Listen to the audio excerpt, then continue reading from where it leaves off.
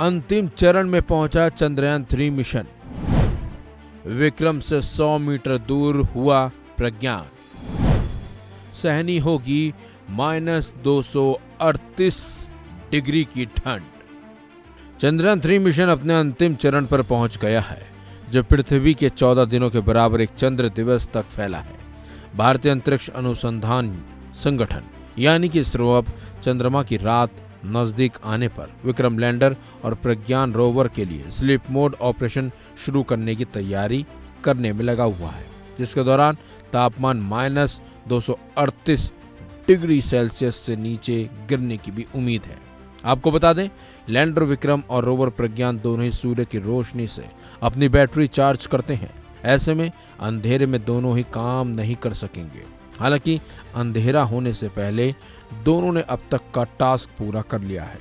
Rover और lander को इस हिसाब से ही डिजाइन किया गया था कि वो सूर्य की रोशनी में ही काम कर पाएंगे। 23 अगस्त को चंद्रमा के दक्षिणी ध्रुव पर दिन की शुरुआत हुई थी और तभी इसरो ने चंद्रयान-3 की सॉफ्ट लैंडिंग करवाई थी।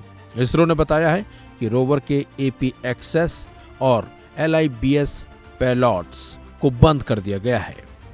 इसके अलावा प्रज्ञान को सुरक्षित जगह पर पार्क करवाकर स्लीप मोड में डाल दिया गया है। इसके अलावा सारा डेटा पृथ्वी तक भी पहुंचा दिया गया है, क्योंकि रात के अंधेरे में अगर कोई अनहोनी होती है तो इससे अब तक की स्टडी बेकार न जाए। दरअसल चंद्रमा पर रात का अंधेरा बेहद खौफनाक और कठिन होता है। इसकी सबसे बड़ी वजह है 14 दिनों के बराबर की रात। एक बार अंधेरा हो गया तो सूर्योदय के लिए पृथ्वी के 14 दिनों का इंतजार करना होगा। दूसरा, यहाँ ठंड बहुत बढ़ जाती है, तापमान -238 तक चला जाता है। इसके अलावा चंद्रमा पर भूकंप भी आते रहते हैं। वायुमंडल न होने की वजह से अक्सर उल्कापिंड भी गिर जाते हैं। ऐसे में ये कह सकते हैं कि इस कठिन और डरावने माहौल में अगर रोवर प्रज्ञान और लैंडर सुरक्षित रहते हैं और सूर्योदय के बाद भी फिर से अपना काम शुरू करते हैं तो ये बहुत बड़ी उपलब्धि और बहुत बड़ी बात होगी।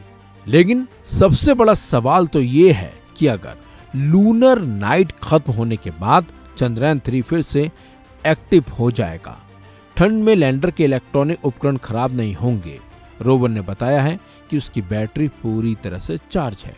ऐसे में सूर्योदय के बाद जब रोशनी मिलेगी तो 22 सितंबर को ये फिर से काम करना शुरू कर सकता है। हालांकि किसी वजह से अगर ये दोनों क्षतिग्रस्त और इनको या कोई नुकसान हो जाता है तो इसरो के पास इन्हें दोबारा शुरू करने का कोई प्लान नहीं है। अब ऐसे में इसरो और वैज्ञानिकों को 22 सितंबर का इंतजार है और वो उम्मीद जता रहे हैं कि सब कुछ ठीक ठाक जरूर रहे। इस खबर में बस इतना ही। अपडेट्स के लिए बने रहिए वन इंडिया हिंदी के साथ।